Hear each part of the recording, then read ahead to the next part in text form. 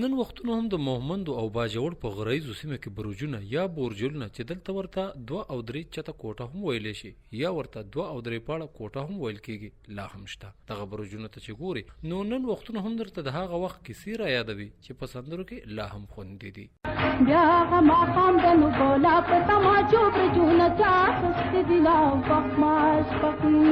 بیا ما خام براشنو د بخو منیر د جرمنای ټکر ازینا بخماش. د برجونو تاریخ ډیر زوړ دی او دا یوازې د پښتنو په سیمو کې نه بلکې په نورو قامونو او سیمو کې هم جوړ دی. د پښتنو په سیمو کې هم دا شان ودانۍ د دغه سیمو د نوابانو مشرانو او یا مخورو خلکو په کورونو کې ولاړې دي ولې په ډیرو سیمو کې دا برجونه د خپلو مخالفونو د ځان خوندي ساتلو لپاره هم جوړې شوې وي. لکه د پشت سالارزو باجوړ اوسیدونکی شهاب الدین خان وایي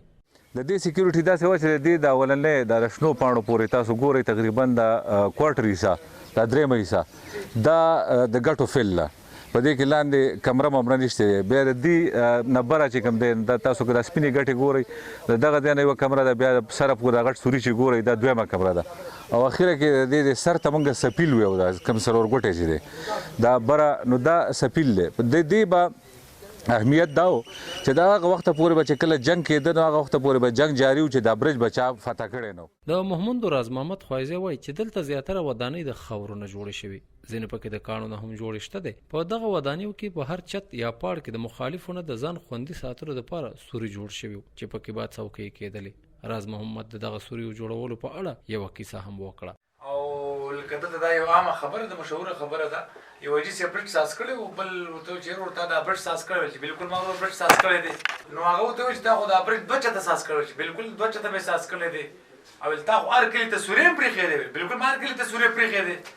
ویل زه ته دومره ته اوس بې غیرته کار یم چې زما کور ته سوري نه دی پرېښی دی. دغه برجونه په څومره وخت کې جوړیږي څنګه جوړیږي او د دې کاریګران یا جوړونکي څومره شمیر کې وي د باجوړ عبدالعظیم وایي تقریبا چې د میاشتې په ټیم باندې جوړ کړی او خبره دا ده چې د دې طریقه د جوړولو دا ده چې دا به د یخ نه چې کوم دی داسې ډډ نه جوړی کوټلی به یې جوړی او د دې دا یخ چې جوړی نو د دې سیټ نه به هغه سیټ ته یو لرګي وباسي او په دې تاسو څومره کسان مصروف وای داسې چې جوړوم نو بس چې دا خو لږ کسان هم شي جوړولی خو دا خو پشتخاني وه نوکران ډېرو خبره ډېر 40-50 به ولاړو. د زړېتوبې همواڼه بورجلونه وران کړل د جنتونو خواهشونه